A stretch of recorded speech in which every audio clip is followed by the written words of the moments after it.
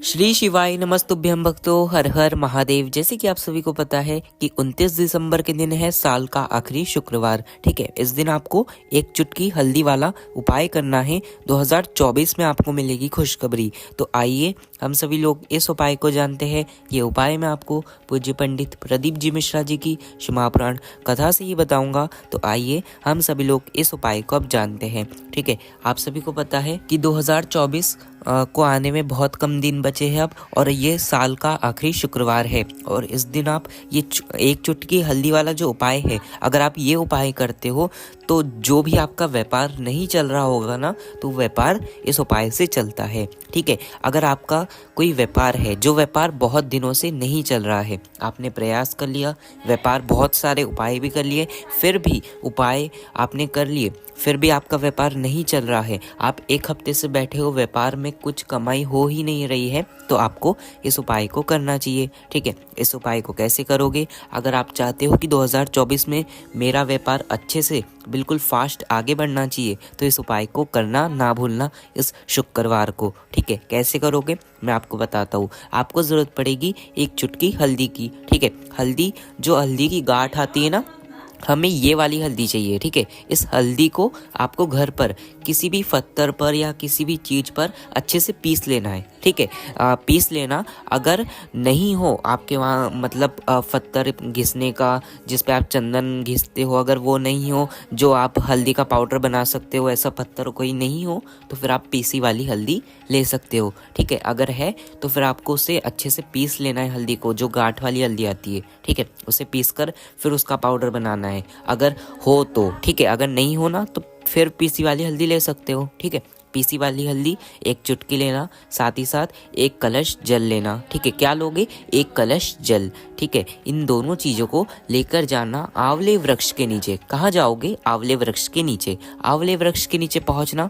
पहुँचने के बाद आपका जो फेस होगा वो आपको पूर्व दिशा की ओर करना है। कौन सी दिशा? पूर्व दिशा। पूर्व दिशा की ओर मुख कर कर आपको खड़े हो जाना है। ठीक है, खड़े होगे, उसके बाद जो घर से एक चुटकी हल्दी लेकर आए हैं, वो भगवान हरि हर महादेव, किसका नाम लेकर? हरि हर महादेव जी का नाम लेकर आंवले की वृक्ष की जो जड़ है ना, उस पर आपको समर्पित कर देना है। ठीक है, क्या नाम लेकर? पर हरि हर महादेव, इनका नाम लेकर वो एक चुटकी जो हल्दी घर से लेकर आए हैं, वो वहीं पर हमें जड़ पर समर्पित कर देना है, आंवले वृक्ष के जड़ पर हरिहर महादेव का नाम लेकर। ठीक है, जल हल्दी समर्पित करो। फिर उसके बाद एक लोटा जो जल आप घर से लेकर आए हो, उस जल को भी पूर्व की ओर मुख कर कर आपको उसी हल्दी पर भगवान हरिहर महादेव का नाम लेकर, साथ ही साथ जो भी व्यापार की कामना है वो सब कहते हुए समर्पित कर देना है उस हल्दी के ऊपर। आप इस उपाय को इस शुक्रवार पर कर कर देखिए। 2024 का जब पहला शुक्रवार आएगा तब आपको पता चलेगा कि मैंने ये उपाय किया था तो इससे व्यापार आगे बढ़ा है कि नहीं बढ़ा है। तो ये था गुरु जी का पहला उपाय। तो इस उपाय को आप लोग अवश्य करना, जिससे आपका व्यापार ज़्यादा से ज़्यादा आगे बढ़ सके। तो ये था गुरु जी का पहला उपाय।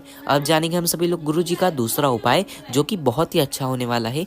अगर आपके घर में कोई रोग वाला व्यक्ति हो, जिसको रोग बहुत सताता हो, यानी कि किसी को बहुत कष्ट है अपने जीवन में, कोई बीमारी, कोई तकलीफ, कोई कष्ट है आपके जीवन में, अगर बीमारियां है, बहुत बड़ी बीमारी, कैंसर जैसी बीमारी हो, और कोई शरीर में गठान हो गई हो, तो इसके लिए भी आप उपाय कर सकते हो। वैसे तो इस उपाय को हफ्ते में एक बार करना चाहिए, तो आप चाहो तो इस शुक्रवार को कर सकते हो इस उपाय को। ठीक है, अगर कोई भी बड़ी बीमारी हो गई है तो इस उपाय को आपको करना चाहिए। ठीक है, क्या करोगे? एक स्टील का कलश लेना है आपको। ठीक है, इसमें तांबे का कलश आपको नहीं चाहिए, स्टील का कलश चाहिए। ठीक है, उसके अंदर जल भरना और थोड़ा सा, मात्र 1-2 चम्मच आपको दूध भरना है। उसी जल के अंदर, जो आपका 1 लोटा जल है ना, उसी के अंदर जल भरना, और जल भरने के बाद उसी के अंदर दूध मिला देना। ठीक है, ऐसा जल और दूध का मिश्रण आपको, आपके घर में अगर शमी का वृक्ष है, ठीक है, शमी का वृक्ष हो तो आप अपने घर पर ही कर लेना। अगर नहीं हो तो कहीं आपके घर के आसपास शमी का वृक्ष हो तो वहां जाकर भी आप इस उपाय को कर सकते हो। ठीक है, जो स्टील के कलश में आपको मैंने कहा कि जल और दूध का मिश्रण कर लीजिए, तो बस इस मिश्रण को आपको शमी का जो वृक्ष है वहाँ पर अवधूतेश्वर महादेव जी का नाम लेकर ऐसे सिंचन करना है या फिर उस जल को समर्पित कर देना है भगवान अवधूतेश्वर महादेव जी का नाम लेकर। किसका नाम लेकर? भगवान अवधूतेश्वर महादेव, इनका नाम लेकर आपको वो जल को समर्पित कर देना है शमी के वृक्ष के नीचे।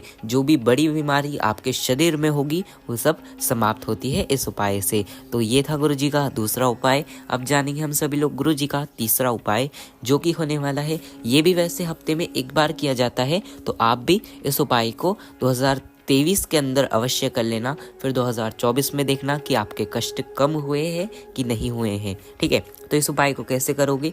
अगर आपके जीवन में कष्ट बढ़ रहा हो, दुख तकलीफ बढ़ रही हो, कर्जा भी बढ़ गया हो, या फिर कोई दुख है जो समाप्त होने का नाम ही नहीं ले रहा, कोई मनोकामना भी ऐसी है जो पूरी नहीं हो रही, व्यापार भी नहीं चल रहा, कर्जा मुक्ति होना चाहते हो वो भी नहीं हो पा रहे, तो इस उपाय को हफ्ते में एक बार अवश्य कर लेना। ठीक है, यानी कि 2023 खत्म होने वाला है और ये आखिरी शुक्रवार है, तो इस उपाय को शुक्रवार के दिन अवश्य कर लेना, जिससे आप जब 2024 आए तो आपकी जो भी मनोकामना होगी वो पूरी होगी। ठीक है, तो इस उपाय को कैसे करोगे?